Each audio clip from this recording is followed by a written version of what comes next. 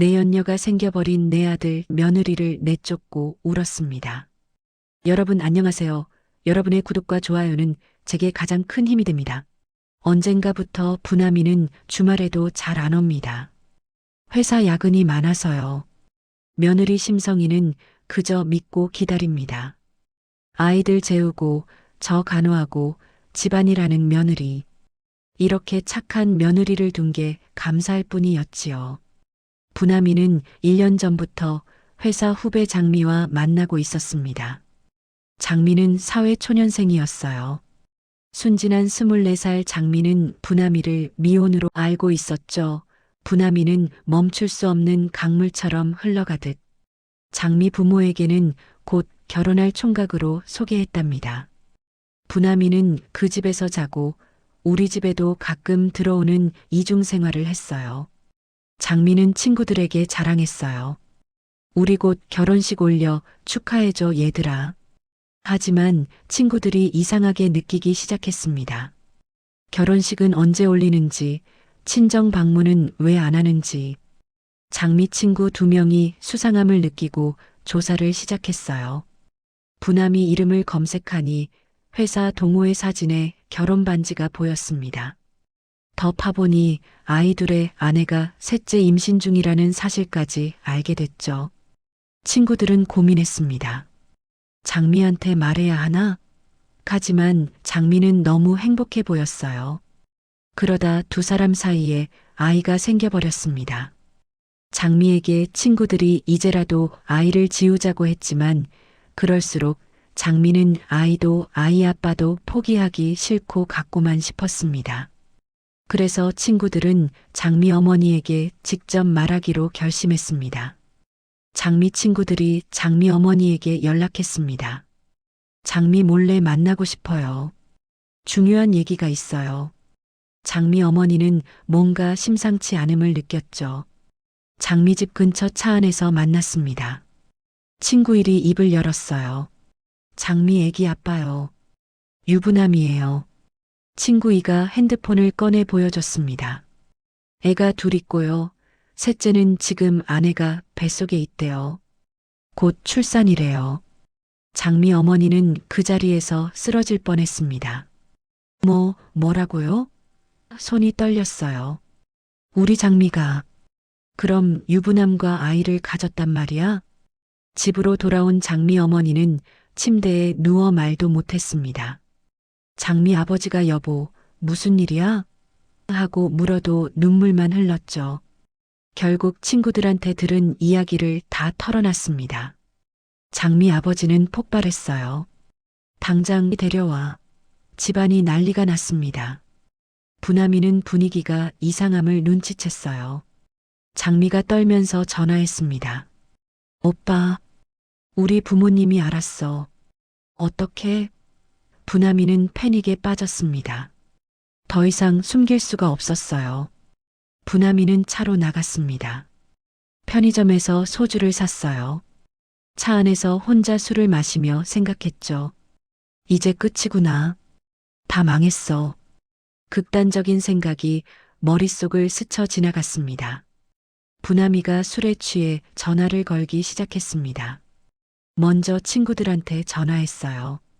내가 없을 때 가끔 우리 어머니한테 찾아 가줄 수 있을까? 미안하다. 친구들은 농담인 줄 알았죠. 그 다음 제게 전화가 왔습니다. 엄마, 죄송해요. 다 제 잘못이에요.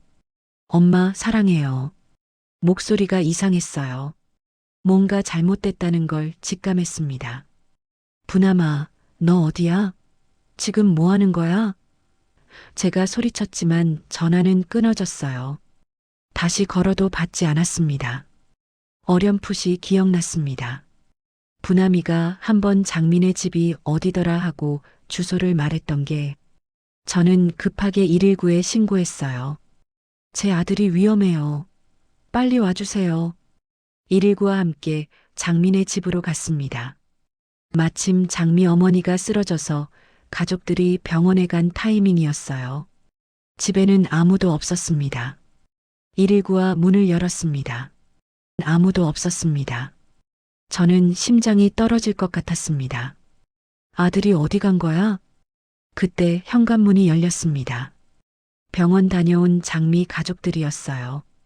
장미 아버지가 저를 보더니 누구세요? 하고 물었습니다. 저는 떨리는 목소리로 제가 부남이 엄마입니다 하고 말했죠. 장미 아버지의 얼굴이 굳어졌습니다. 들어오세요. 이야기 좀 해야겠어요. 장민의 거실에 앉았습니다. 저는 무릎을 꿇었어요. 죄송합니다. 제가 아들을 잘못 키웠습니다.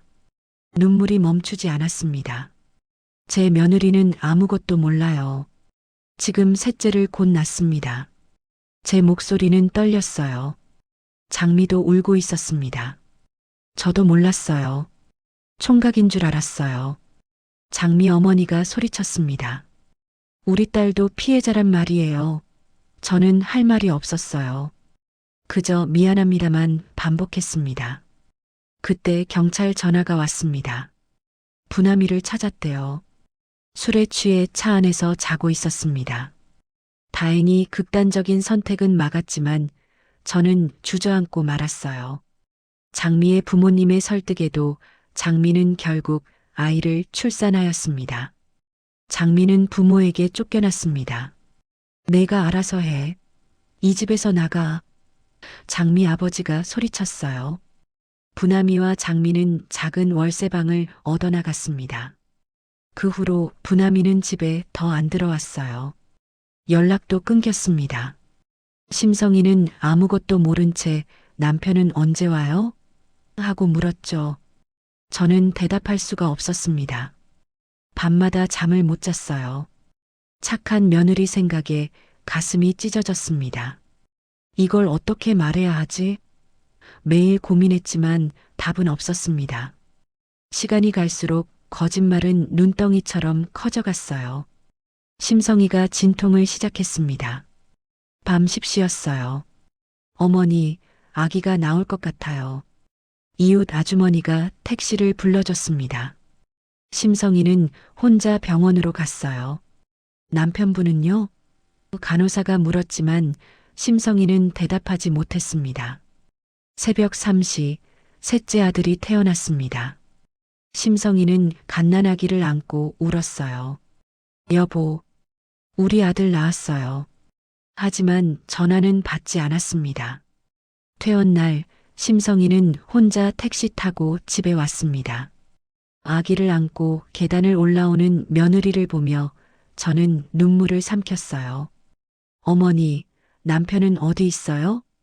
저는 대답할 수 없었습니다. 회사에. 바쁜가 봐. 거짓말밖에 안 나왔어요. 심성이는 고개를 끄덕이며 아기를 돌보기 시작했습니다.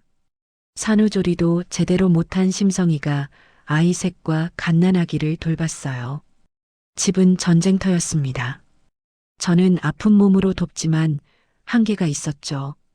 어느 날 심성이가 부남이 옷장을 정리하다가 사진을 발견했습니다. 다른 여자가 아기를 안고 있는 사진. 뒷면에는 장미, 우리 아들이라고 적혀 있었어요. 어머니, 이게 뭐예요? 심성이의 손이 떨렸습니다. 저는 더 이상 숨길 수 없었습니다. 심성아, 미안하다. 모든 걸 고백했어요. 심성이는 그 자리에 주저앉았습니다. 심성이는 며칠 동안 말도 하지 않았습니다. 밥도 먹지 않고 멍하니 앉아만 있었어요. 아이들이 엄마 왜 그래? 하고 물어도 대답이 없었습니다. 어느 날 저녁 심성이가 베란다로 나갔습니다. 난간을 잡고 아래를 내려다보고 있었어요. 저는 심장이 멎는 줄 알았습니다. 뒤에서 무릎을 꿇었습니다. 심성아, 제발. 목이 메었어요. 내가 잘못 키웠어. 내가 다 잘못했어. 아이들은 내가 다 키울게. 갓난아기도 내가 키울게. 저는 울면서 말했습니다. 너는 새 인생 살아. 이런 집안 벗어나. 내가 아픈 몸으로도 책임질게. 심성이는 주저앉아 울었습니다. 어떻게 제 아이들을 두고 가요? 하지만 생활비도 끊긴 상황이었어요. 통장은 텅 비어 있었습니다. 며칠을 고민하던 심성이가 결심했습니다. 일을 해야겠어요. 산후조리도 못한 몸으로 구인 광고를 찾았어요. 국밥집 주방 보조 모집, 면접을 보러 갔습니다. 사장은 깐깐하고 자린고비로 소문난 사람이었어요. 애가 셋 있어요. 갓난아기도 있고요. 심성이는 솔직하게 말했습니다. 사장은 한참 심성이를 쳐다봤습니다. 한 달 해보고 판단하지. 새벽 5시 출근이야. 심성이는 고개를 숙여 인사했어요. 감사합니다. 새벽 4시 30분 심성이는 일어났습니다. 아이들은 아직 자고 있었어요. 제가 돌보기로 했죠. 몸은 힘들지만 손주들을 위해서라면 할 수 있었습니다. 국밥집 사장은 말이 없었습니다. 일만 시켰어요. 거기 무 썰어. 대파는 잘게 썰고. 심성이는 묵묵히 일했습니다. 실수해도 꾹 참고 다시 했어요. 한 달이 지났습니다. 사장은 사정이 딱해 보였는지 일을 성실히 했는지 또 불러주었어요. 2달째 사장이 조금씩 변했습니다. 밥 먹고 해야며 국밥을 내밀었어요. 괜찮아요 하는 심성이에게 먹으라니까 하고 톡톡 말했죠. 심성이의 성실함을 사장이 알아차렸습니다. 심성이는 점점 일에 익숙해졌어요. 월급날이었습니다. 봉투를 받은 심성이는 눈물이 났어요. 내 손으로 번 돈이구나. 하루 종일 밥도 못 먹고 일했더니 휘청거렸습니다. 사장이 문을 닫았습니다. 앉아봐. 국밥 한 그릇을 내밀었어요. 심성이는 배고팠지만 까맣게 타들어가는 마음에 밥이 안 넘어갔어요. 소주 한 잔 먹어도 될까요? 하고 사장님한테 물었습니다. 냉장고에서 소주를 꺼냈어요. 둘이 마주 앉아 술을 마셨습니다. 심성이가 자신의 이야기를 털어놨어요. 사장은 말없이 들어주었습니다. 나도 약혼녀한테 배신당했어. 바람 피운 거 알고 파혼했지. 사장의 고백에 심성이는 위로받았습니다. 우리 친구 하자. 힘들 땐 말해. 사장의 말에 심성이는 처음으로 웃었습니다. 저는 손주들을 돌보며 하루하루를 버텼습니다. 몸은 아프지만 아이들 웃음소리가 힘이 됐어요. 그런데 어느 날 초인종이 울렸습니다. 문을 열자 장미가 서 있었습니다. 배가 불러 있었어요. 어머니. 장미가 고개를 숙였습니다. 저는 기가 막혔어요. 둘째를 가졌어요. 뭐라고? 제 목소리가 떨렸습니다. 제가 들어와서 아이들 돌볼게요. 제발 저희 가족을 받아주세요. 어머니 혼자 힘드시잖아요. 장미의 제안에 저는 거절했습니다. 안 돼. 절대 안 돼. 하지만 현실은 달랐습니다.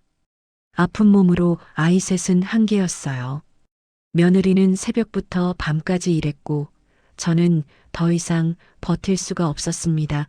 또 한쪽 마음으로는 심성이를 새 삶으로 보내줘야 해. 그 생각이 들었습니다. 제 마지막 남은 모든 재산과 폐물을 팔기로 했어요. 월세 보증금을 마련해서 심성이에게 줬습니다. 심성아. 저는 일부러 모질게 굴었습니다. 넌 이제 가. 아이들은 못 줘. 내 인생이나 살아. 심성이는 울면서 어머니 제발요 하고 매달렸지만 문을 닫았습니다. 문 두드리는 소리와 울음소리가 들렸어요. 저도 문 반대편에서 흐느끼며 울고 있었습니다. 내가 죄를 다 짊어질 테니 너는 행복하게 살아라. 결국 심성이와 부남이는 협의 이혼을 했습니다.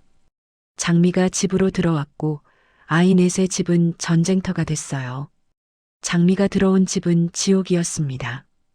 아이 넷이 동시에 울면 손 쓸 수가 없었어요. 부남이는 도와주긴커녕 퍼질러 잠만 잤습니다. 오빠, 나 못하겠어. 장미가 소리쳤지만 부남이는 듣는 척도 안 했죠. 장미는 배가 불러올수록 힘들어했습니다. 이럴 줄 몰랐어요. 후회했지만 이미 늦었어요. 부나미는 회사도 잘리고 술만 마셨습니다. 그러던 어느 날 소식을 들었습니다. 심성이가 국밥집 사장과 재혼했대요. 저는 가슴이 놓였습니다. 그래, 잘됐다. 알고 보니 국밥집 사장은 건물주 땅 부자였습니다. 자린고비로 보였던 건 검소하게 살았던 거였어요. 고생시키지 않을게요.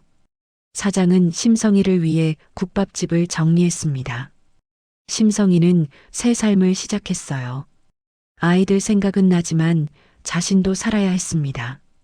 새 남편은 심성이를 소중히 대했고 안정된 삶을 선물했죠. 부나미는 책임을 못 졌습니다.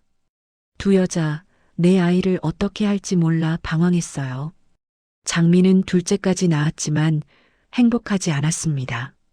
이게 아닌데 매일 후회하며 눈물의 밤을 지샜습니다. 저는 손주들을 키우며 살았습니다. 아들을 잘못 키운 죄를 짊어지고요. 하지만 착한 심성이가 행복하다는 소식에 조금은 마음이 편해졌어요. 세상은 공평했습니다. 착한 사람은 결국 행복을 찾았고 잘못된 선택을 한 사람들은 그 대가를 치렀죠. 이것이 바로 인과응보입니다.